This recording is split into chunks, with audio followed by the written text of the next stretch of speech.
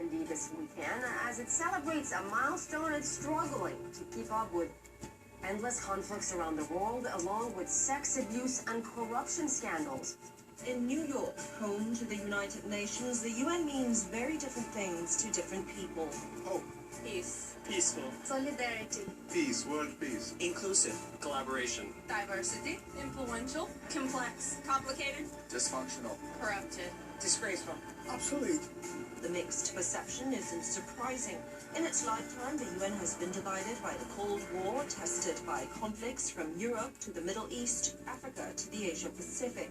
It prosecuted war criminals, but now faces a high-level corruption scandal and accusations of peacekeeper sex abuses.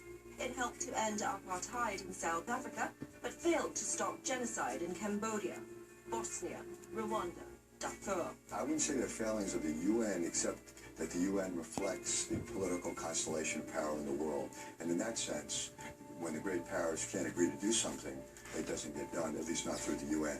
The great powers are China, the US, Russia, France, and the UK, the 5 veto-wielding permanent members of the Security Council, the UN's most powerful arm. The UN Security Council can impose sanctions and embargoes and refer war crimes to the International Criminal Court. But the UN's strongest body, it's also its biggest problem, because when major powers cannot agree, they use their power of veto to block action, and then little gets done.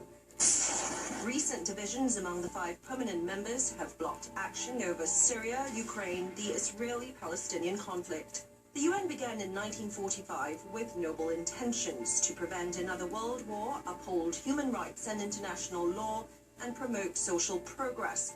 But as the international organization turns 70 years old in a climate of escalating conflict, paralysis, and shaming scandals, UN Chief Ban Ki-moon appears to be losing patience. The Secretary General has kicked off ambitious efforts to fix the UN system from within, to hold its blue helmets to higher standards and reform the Security Council so it can do a better job of peacemaking and peacekeeping.